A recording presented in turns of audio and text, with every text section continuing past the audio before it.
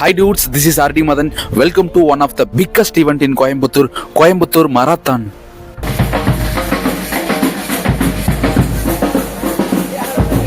Four, three, two, one.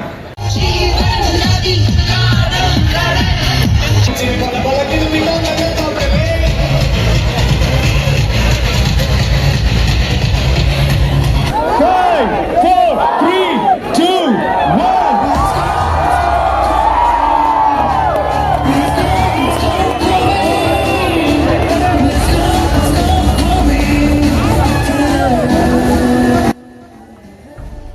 Coimbatore marathon வந்து every year December வந்து இங்கே கண்டக்ட் பண்ணுறாங்க.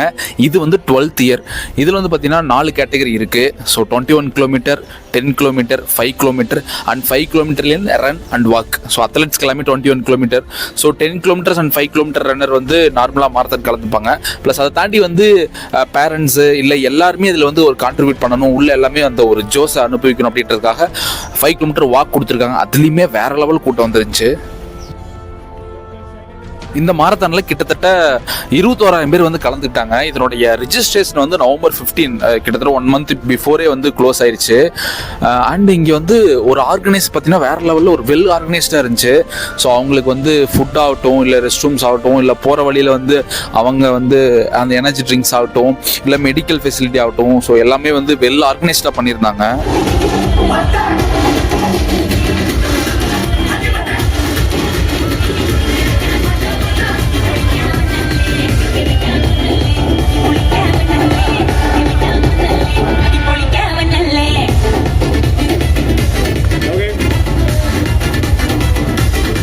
ஸோ மாரத்தான் அப்படின்னாலே அது வந்து சும்மா அப்படியே கிளம்பி ஓடுறதானப்பா, இதில் என்னப்பா இருக்குது அப்படின்ற மாதிரி நிறைய பேரோட மைண்ட் செட். இந்த மாரத்தான் பற்றி நிறைய பேர் தெரியாதுங்க இருக்கிறவங்க, அதிகமான பீப்புள் நினச்சிட்டு இருக்கிறேன்னா அது பாட்டு காலில் இருந்துச்சு ஓடுறதானே, இங்கேருந்து இதில் என்ன இருக்க போகுது, அது நம்ம எங்கே வேணால் ஓடலாம், இது வந்து ஒரு ஈவெண்ட்டாக வச்சு ஓடுறாங்களா அப்படின்ற மாதிரி ஒரு தாட்ஸ் இருக்கும். பட் ஆக்சுவலாக அது அந்த மாதிரி கிடையாது. இப்போ ரீசெண்டாக அந்த சோசியல் மீடியாலாம் நீங்கள் பார்த்துருப்பீங்க, அந்த ஃபிட் செக்னு சொல்கிறது ஒரு ட்ரெண்ட் ஆச்சு.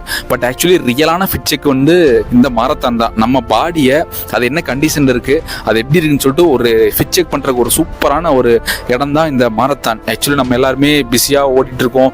நம்ம பாடிக்கு வந்து எந்த அளவுக்கு இம்பார்ட்டன்ஸ் கொடுக்குன்னு தெரியாது.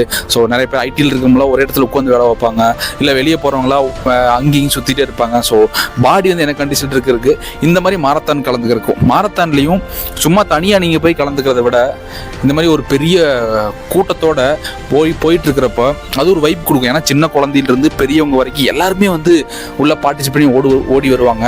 ஒரு படத்தை நம்ம தனியாக வந்து பார்க்குறதுக்கும் ஒரு தேட்டரில் வந்து அந்த வைப்போட பார்க்குறதுக்கும் ஒரு வித்தியாசம் இருக்குல்ல.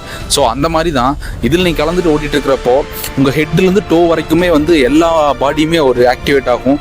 10 கிலோமீட்டர்ன்றது வந்து நீங்கள் ஜஸ்ட் ட்ரை பண்ணுங்கள். அப்படி இல்லைனா கூட அட்லீஸ்ட் 5 கிலோமீட்டர்.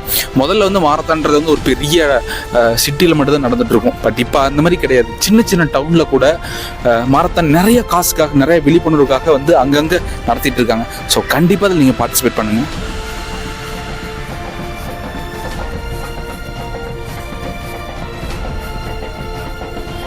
இந்த மாரத்தான் எங்கிருந்து ஸ்டார்ட் ஆகுதுன்னா, இது வந்து ஒரு வெற்றி செய்தியோடைய தொடக்கம்.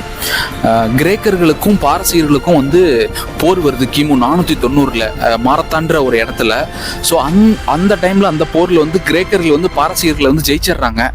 அப்போ அங்கே இருக்கிற ஒரு பர்சன், பெய்ட்டி பைட்ஸ்ன்ற ஒரு பர்சன் மாரத்தான்ற பிளேஸ்ல இருந்து ஏதென்ஸ் நகருக்கு போயிட்டு இந்த வெற்றி செய்தி சொல்லணும்னு சொல்லிட்டு அவர் தொடர்ந்து ஓடுறாரு.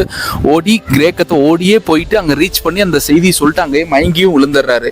ஸோ இதை வந்து அதை வந்து அடுத்தது அப்படியே செலிப்ரேட் பண்ணுற விதமாக தான் மாரத்தான் அப்படியே ஸ்டார்ட் ஆகிட்டு இருக்குது. அது நார்மலாக வந்து டைமிங்கு, பிளேஸு அந்த மாதிரி எதுவுமே இனிஷியலாக வந்து இந்த மாரத்தான் ஆரம்பித்த காலத்தில் வந்து அதுக்கு எவ்வளோ டிஸ்டன்ஸ் கிடையாது, டைமிங் கிடையாது, அவங்க பாட்டுக்கு ஓடிட்டு இருந்தாங்க.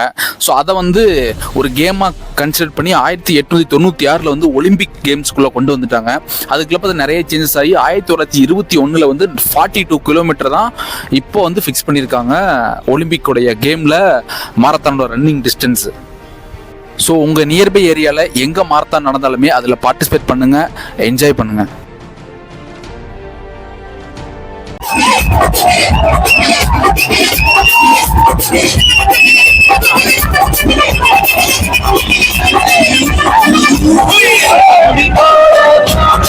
Thank